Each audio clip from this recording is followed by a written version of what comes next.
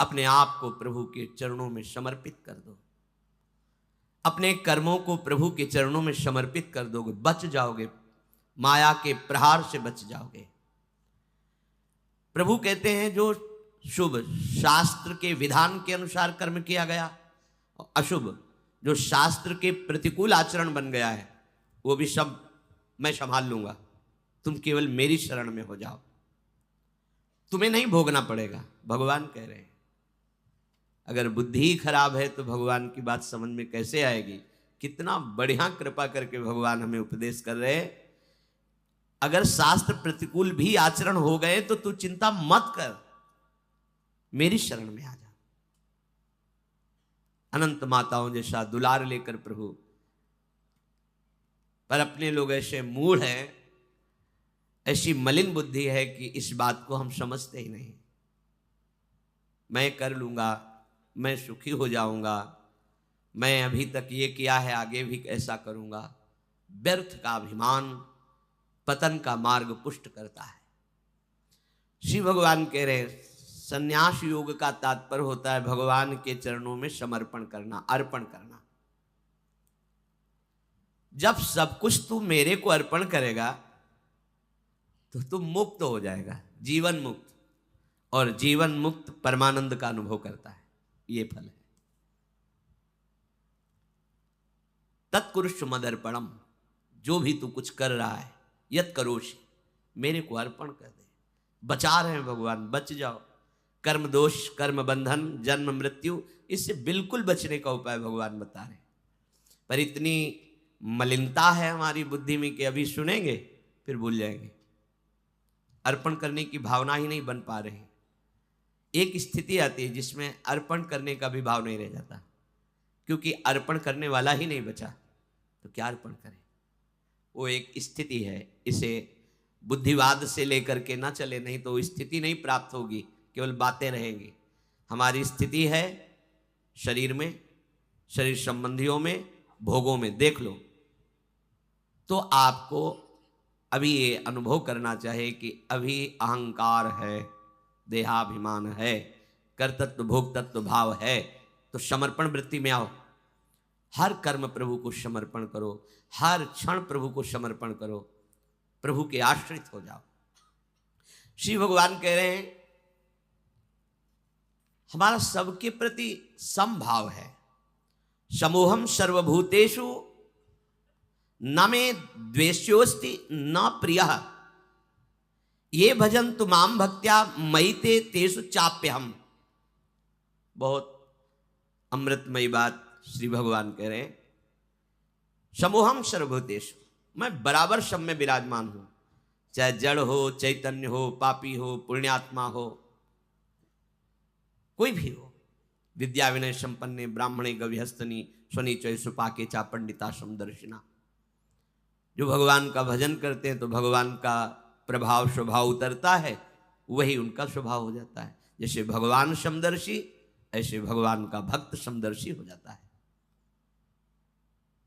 निरपेक्षम मुनिम शांतम निर्वैरम समदर्शिना। यहां भगवान समोहम सर्वभूतेषु, स्थावर जंगम, पवित्र अपवित्र, देवता मनुष्य, कोई भी, सब में भगवान समान रूप से विराजमान है। न मे द्वेष्योस्ति न प्रियः, मेरा कोई द्वेष का पात्र नहीं है और न मेरा कोई प्रिय है। ये भगवान का सिद्धांत है। आगे की जो बात कह रहे हैं वो बहुत मीठी बात कह रहे हैं। मेरा स्वभाव है समदर्शी, ना कोई मुझे प्रिय है ना कोई अप्रिय है, ना मेरा कोई द्वेष का पात्र है ना कोई प्रिय पात्र है। पर ये भजन तो माम भक्त्या, जो मुझे भाव से बसते हैं, मैं पक्षपात ले लेता हूं उनका। ये खास बात है। बस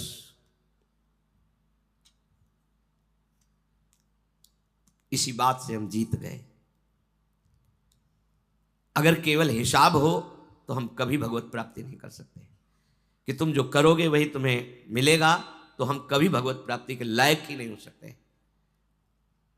भाई ये बात हमें जिता देती है। ये भजन्तु माम भक्त्या मयि ते तेषु चाप्यहम्, मैं उनमें प्रकाशित हो जाता हूँ, और वो मेरे में प्रकाशित, जो मुझे प्रेम से भजता है। अब प्रेम है कि नहीं ये तो पता नहीं, पर प्रभु के सिवा और कोई है नहीं। वही जीवन है, वही हमारे सब हैं। राधा राधा राधा, इससे जीत गए। अगर हमारे हिसाब में देखा जाए तो ऐसा कोई तप सृष्टि में नहीं है जो भगवान को खरीद सके।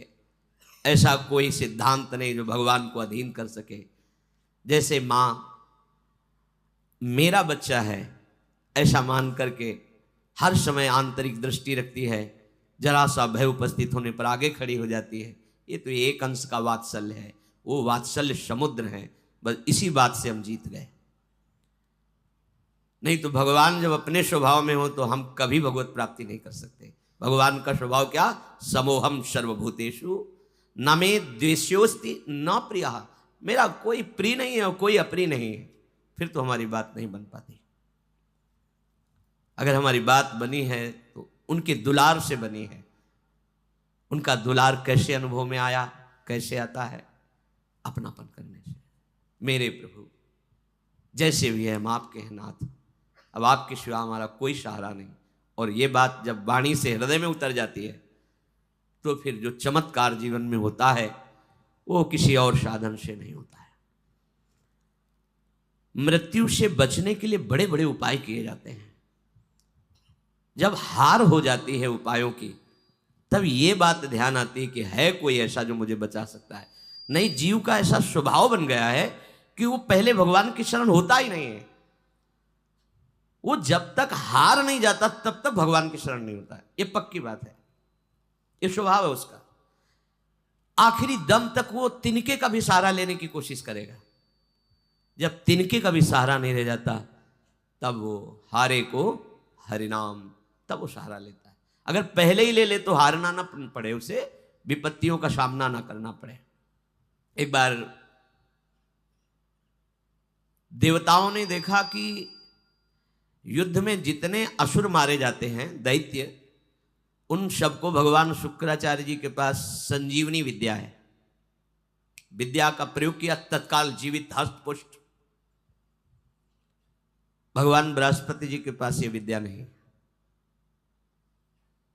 जितने देवता मारे जाते वो अंग भंग वैसी स्थिति में रहते, मृत तो मृत। भगवान बृहस्पति जी के पास ये विद्या थी नहीं, भगवान शुक्राचार्य जी के पास। देवताओं ने बृहस्पति जी को अपना गुरु माना और दैत्यों ने शुक्राचार्य जी को गुरु माना। अपने गुरुदेव की कहीं भी लघुता मन में भी नहीं आनी चाहिए। इसलिए देवताओं ने कभी बृहस्पति जी से ये प्रार्थना भी नहीं की कि आप संजीवनी विद्या सीख लीजिए, हम लोगों को जिलाने, कभी प्रार्थना नहीं की। गुरु महिमा है। पर उनके बड़े पुत्र का नाम कच्छ था। उनसे बात की कि आप हमारे गुरु पुत्र हैं और हमारे ऊपर सबसे बड़ी संकट की बात है कि कोई साधन नहीं है जिससे हम अमर हो सके। और शुक्राचार्य जी के पास साधन है, संजीवनी विद्या। कोई भी असुर नहीं, जो भी मरा उसको तत्काल जीवित कर दिया। अगर आप जाएं भगवान शुक्राचार्य जी के पास और शिष्यत्व स्वीकार करें और उनको प्रसन्न कर लें तो आप अधिकारी हैं, आपको संजीवनी विद्या दे सकते हैं एक जीवन को जिलाने के लिए। अपनी जो पराविद्या है, ये जन्म मरण का चक्र ही रोक करके श्री जी के पास प्राप्ति कराने वाली ये पराविद्या है। जिनसे संजीवनी विद्या प्रकट हुई है उनकी भी संजीवनी है हमारी लाडली जो।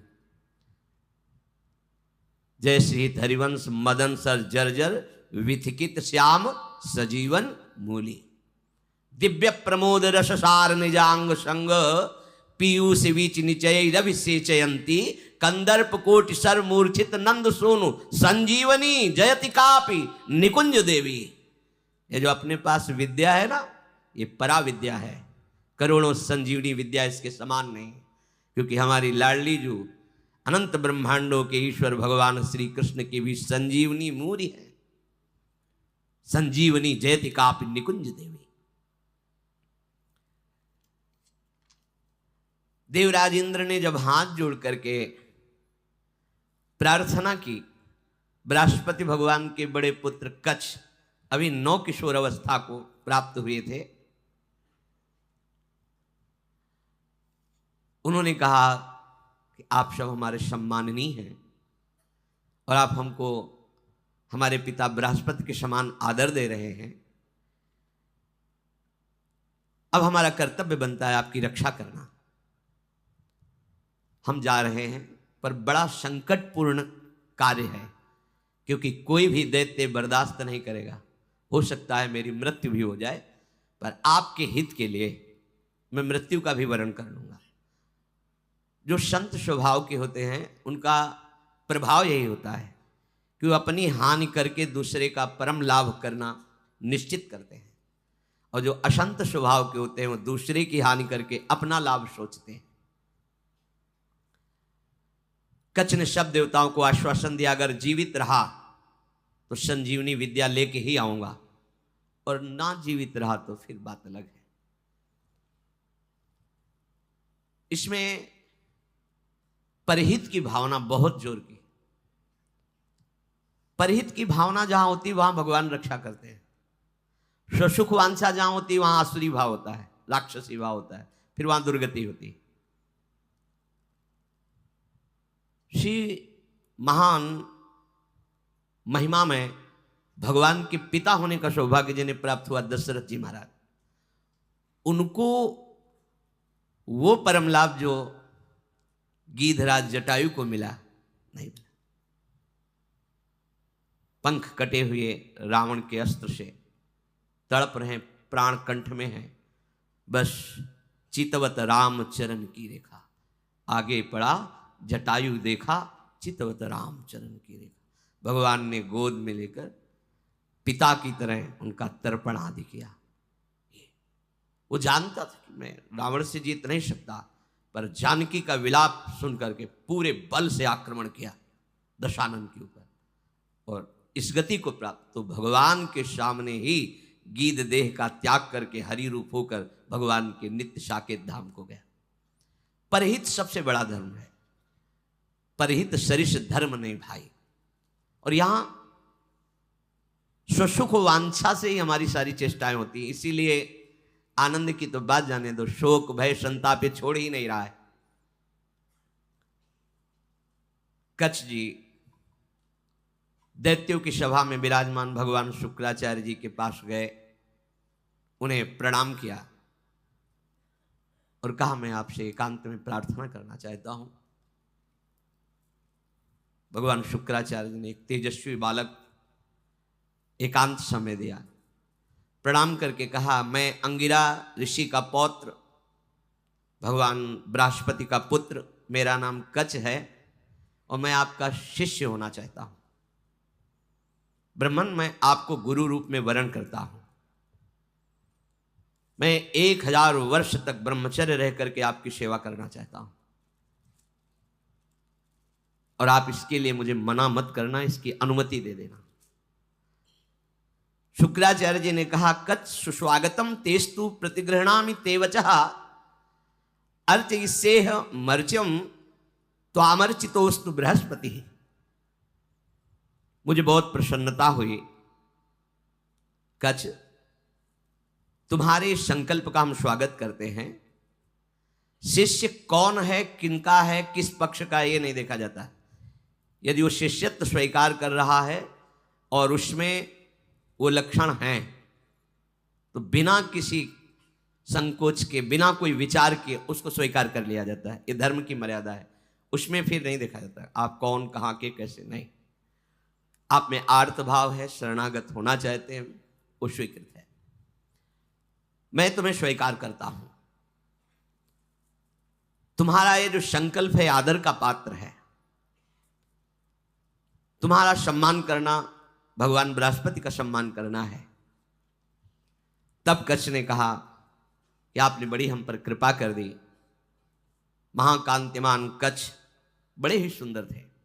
उनके सामने जल लेकर संकल्प किया, 1000 वर्ष तक मैं अखंड ब्रह्मचर्य रहूंगा। शुक्राचार्य जी ने कहा, मेरे ही भवन में तुम्हें अब रहना होगा, और तुम प्रकाशित मत होइए कि मैं बृहस्पति पुत्र हूं, क्योंकि दैत्यों में देवताओं के प्रति द्वेष भाव है, वो अमंगल कर देंगे। और मेरी ये पुत्री देवयानी तुम्हारी ही अवस्था की है, नवकिशोर अवस्था ही, यौवन के पदार्पण की भूमिका को कहते हैं। तारुण्य प्रथमो प्रवेश समय, इसे किशोर अवस्था कहते हैं। तरुण अवस्था की प्रवेश की, अभी जवान नहीं कह सकते, वो प्रवेश स्थिति, ये बड़ी देव स्थिति होती है। तुम हमारी पुत्री का प्रिय करो, उसकी आज्ञा में रहो, अपना ही घर है, ऐसे निर्भय होकर रहो, पर बाहर सावधानी से ही निकलना, क्योंकि दैत्य जन ये जान न पावे कि तुम हमारे पास रहे हो। अभी कोई संजीवनी विद्या की बात भी नहीं की। देवयानी से कहा अब ये यही रहेंगे। 1000 वर्ष तक का इन्होंने नियम पूर्वक ब्रह्मचर्य का संकल्प लिया है। देवयानी जी ने स्वीकार किया उनको। वो सदैव देवयानी के सामने हाथ जोड़कर प्रणाम करना, उनकी आज्ञा में रहना, जैसे गुरु वैसे गुरुपुत्री, ऐसा भाव। 500 वर्ष व्यतीत हो गए ब्रह्मचर्य से रहते हुए और गुरु भवन में सेवा करते हुए, कोई नहीं जान पाया।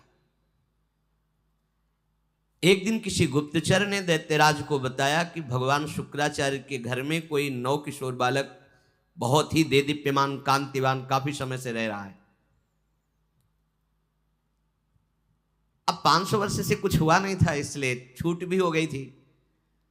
तो जो भविष्यान्नी के लिए गायें थी उनको चराने के लिए जंगल में चले जाते। गुप्तचरों ने दैत्यों को बताया कि इस समय वो नवयुवक वन में गाय चराने गया हुआ है और एकांत प्रदेश है, और हमने पता लगाया वो युवक कोई और नहीं बृहस्पति जी का पुत्र कच्छ है। गुप्तचर भी बड़ी विद्या से युक्त होते हैं पूरा, और मुझे लग रहा है कि ये सब एक देवताओं का प्लान है जो संजीवनी विद्या सीखने के लिए भेजा है। अब आपका क्या आदेश है? तो का आदेश क्या, उसे मार के फेंक दो, पर ऐसी सावधानी से मार करके उसे अलग अलग करो जिससे शुक्राचार्य जी जिला ना पावे। एकांत प्रदेश में वो गौएं चरा रहे थे। दैत्यों ने जाकर अस्त्र शस्त्र से उन्हें छोटे छोटे टुकड़े काट डाले कच्छ के, और कुत्तों को खवा दिया। देखो, एक संजीवनी विद्या के लिए कष्ट सहना, और ये तो अंतिम है, अब संसार चक्र में ही नहीं आना। इसके लिए अगर एक बार कोई हमारे ऊपर प्रहार करे या शरीर छूट जाए तो मेरा घाटा थोड़ी है। शरीर तो वैसे ही छूटना है। अगर मुझे शरीर छोड़ने पर श्री जी मिल जाती है तो सस्ता बड़ा सौदा है, बहुत सस्ता सौदा है। प्राण दिए यह प्रेम न पाइए, और मुझे मिल रहा है तो दौड़ के पहले नंबर में खड़े होना चाहिए। ये तो एक संजीवनी विद्या है, प्राप्त तो है। दैत्यों के पास इतने सामर्थ्यशाली महात्मा भी हैं, क्या उनका स्वभाव बदला? क्या वो आनंद से तृप्त हुए क्या? लेकिन राधा राधा कह के देखो, ये राधा नाम परा विद्या है, अमृत है, तुम्हें तृप्त कर देगा।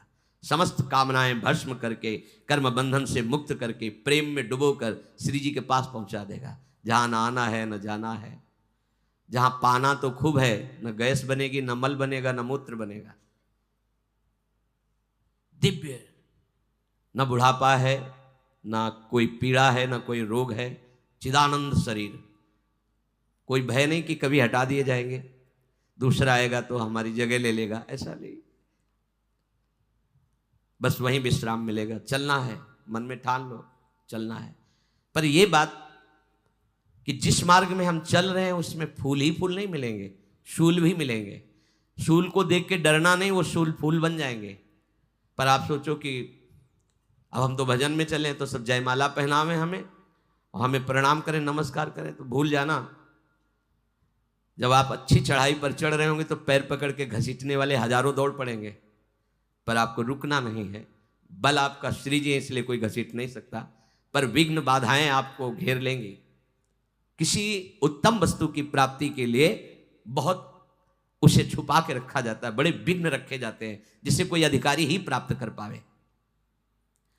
उनको मार दिया, कच्छ को, उनके शरीर के टुकड़े टुकड़े करके कुत्तों को खवा दिया। अब उस दिन गौवें बिना रक्षक के वापस आ गई।